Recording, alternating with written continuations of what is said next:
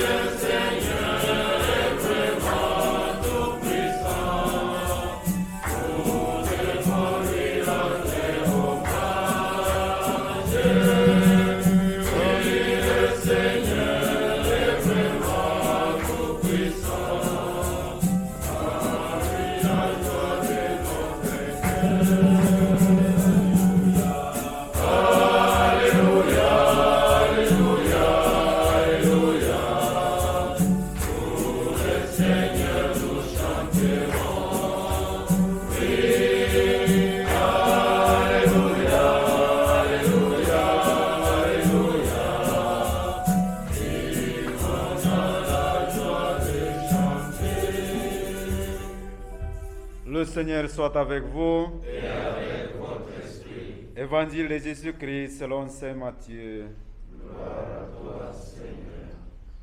En ce temps-là, laissant les foules, Jésus vint à la maison. Ses disciples s'approchèrent et lui dirent: Explique-nous clairement la parabole des livrés dans les champs. Il leur répondit: Celui qui sème les bons grains, c'est le Fils de l'homme.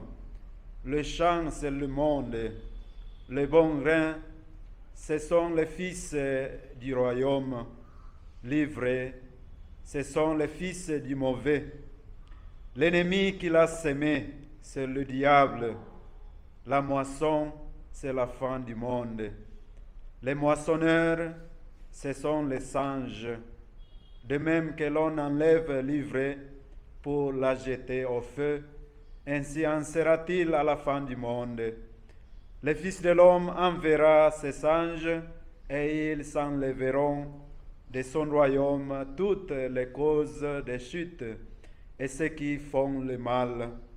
Ils les jeteront dans la fournaise. Là, il y aura des pleurs et des grincements de dents. Alors les justes resplendiront comme le soleil dans le royaume de leur Père. Celui qui a des oreilles, qu'il entend. Acclamons la parole de Dieu. Louange à toi, Seigneur Jésus.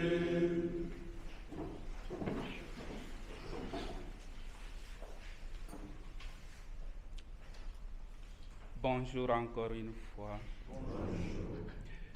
Bien-aimés de Dieu, nous continuons à méditer sur les livres de l'Exode et aussi sur l'enseignement de Jésus-Christ à travers les paraboles. Si hier, nous avons médité sur l'éloignement du peuple de Dieu qui s'est fait des idoles, et à travers ceci, ils se sont éloignés de Dieu, ils ont chassé Dieu dans leur vie, dans leur camp. Moïse, en ce jour, en plaça la tente hors du camp il veut que ce peuple fasse le pèlerinage, la procession, pour aller se réconcilier avec le Seigneur, pour que chacun sorte de la masse et aller devant le Seigneur et se réconcilier avec lui. Ainsi donc, dans la tradition juive, ce qui est hors les camps, ce qui est en dehors du quartier, c'est auparavant celui qui est exclu, l'impur. Mais c'est dans ces lieux que Moïse va placer la tente. Et ça ne sera plus un lieu pour les exclus, mais plutôt un lieu de ceux qui vont se réconcilier, ceux qui vont revenir au Seigneur. Ainsi donc, la procession effectuée devient une pénitence, une préparation pour cette rencontre, de tisser encore une fois des relations de avec le Seigneur. Nous-mêmes, du jour au jour, pour venir à la rencontre du Seigneur, nous faisons des marches, des pèlerinages. Mais parfois, c'est devenu une habitude et on ne se rend pas compte à la rencontre de qui nous allons. D'où parfois, nous oublions même ce qu'il faut lui présenter. Et donc, dans nos camps aussi, il y a des idoles. Dans nos quartiers, il y a ceux qui chassent nos actes, qui éloignent Dieu de nous, qui chassent Dieu de nous, de nos camps. Ainsi donc, aller à la rencontre du Seigneur, c'est pour demander le pardon pour nos propres égarements et aussi pour les égarements, les péchés des nôtres.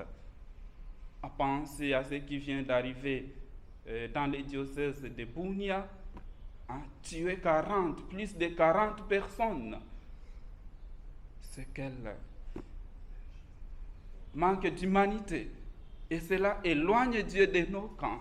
Ainsi donc, aller à la rencontre du Seigneur, c'est demander pardon pour nos propres péchés. Hier, nous avons médité sur les faux. Et chacun de nous était appelé à dénicher, à regarder, à nommer l'idole qui s'est déjà fait dans sa vie. Ainsi donc aujourd'hui, comme le peuple d'Israël, faire cette procession et présenter au Seigneur cette fragilité qui t'éloigne de Dieu ou qui éloigne les tiens de Dieu et demander pardon pour cela. Et si donc nous faisons bien cette démarche, cette procession, cette pénitence, nous pouvons rétablir l'amitié avec le Seigneur, comme Marthe, Marie et Lazare ont pu tisser ces liens d'amitié avec le Seigneur. Ainsi donc, dans la première lecture, Dieu ouvre son cœur à son peuple. Moïse nous l'a décrit, c'est un Dieu de tendresse, un Dieu de pitié, lent à la colère, un Dieu patient. C'est pourquoi livrer, il ne va pas ordonner, permettre aux ouvriers d'arracher, livrer, au risque d'arracher les bons grains ensemble avec livrer. Ainsi donc, Dieu est patient envers nous. Il nous donne ce temps, il nous donne le moment de prendre conscience de notre égarement pour revenir à lui. Il nous donne cette chance du jour au jour pour revenir à lui. Parfois, c'est nous qui ne sommes pas fidèles. C'est nous qui trahissons, comme ce peuple.